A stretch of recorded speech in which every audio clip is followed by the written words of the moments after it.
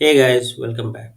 This is the lecture number 53 from our bootcamp series. In the last few lectures, we discussed about Rails models and migration and migrations for creating tables, deleting tables, and adding attributes, renaming attributes, and changing columns, and older version syntax of migration, schema versioning, and reversible migration, and so on. And from this lecture to next few lectures, we will discuss about active record associations in Rails. So, what is an association? So, an association is a connection between two active record models. The connection can also be considered as a relationship between two real world entities. For example, consider a post on LinkedIn. One user can create a post and other users can comment on it, or they can add their reaction on that post. Okay, so here we can consider that a post can have many comments, and this can be known as one to many relationship between post and comments. And you can also treat it like a user can have many posts, so there is a one to many relationship between user and post. And in just like this, we can consider many different relationships in different entities in the real world. For example, a product can have many orders, or an order can contain many products. So there is a relationship between orders and products, like a product can have many orders, or an order can also have many products. So there is a many to many relationship between a product and an order. And just like in our application, which we will implement later in coming lectures, that student has many courses and a course can have many students. So we will also implement one many to many association in our sorry, many to many relationship in our course project as well. So there are lot of relations, there are different relationship that we can consider between two different entities in real world. But both different entities are associated with each other via some relationship. And to implement the relationship, Rail provides us the association. So that's why association is known as a connection between two active record models.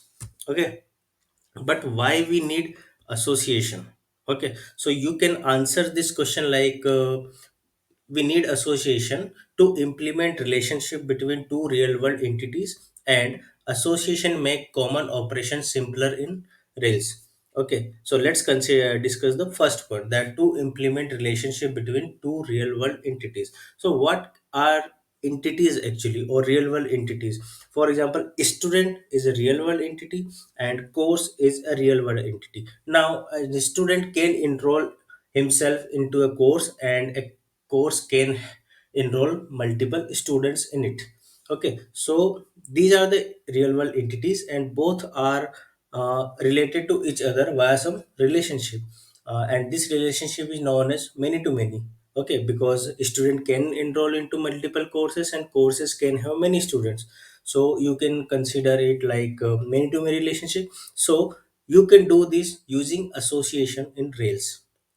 Okay, and association, now come to the second point, that association make common operations simpler in Rails. For example, if you have a post model and if you have a comment model, where a post has many comments. So by mentioning the has many and belongs to relation between post and comment, you can simply identify, simply fetch all the comments for a particular post without writing too much SQL. That we will definitely see in the next lecture, where we will add, sorry, in the next couple of lectures, where we will implement one to many relationship between student and blocks. So we will see it there, that how it makes the operation simpler without writing too much SQL and too much complex SQL queries. So that's why associations are very useful. Now let's see how many types of associations are covered by Rails or supported by Rails. So by default, Rails supports these six type of association that you are seeing on my screen. That first one is belongs to, another one is has one, has many throw, has one throw, and has and belongs to many. We will look at each of the association in separate lectures uh, that are in coming. Okay, where we will see how we can implement belongs to, how we can implement has many, and how we can associate has many and belongs to form a one to many relationship. Okay, but we will see that in next coming lectures. So that's all from this video. Now it's the question time for whatever we discussed.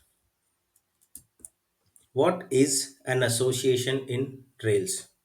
Why we need associations? And how many types of associations are supported by Rails? So these are very basic questions that you must know about the association, or whenever you tell that you know something about active record. So whenever you say that you know about active record, you must be aware about the active record models, active record migrations, and active record associations. And there are few more things like to record callbacks and validations, which we will see later in the course. But for now, hence we started the association. So we need to be careful about that. What are association? Why we need associations? And how many types of associations supported by Rails, and how we can implement them, which we will see in coming lectures. So that's all from this lecture. And thanks for watching this.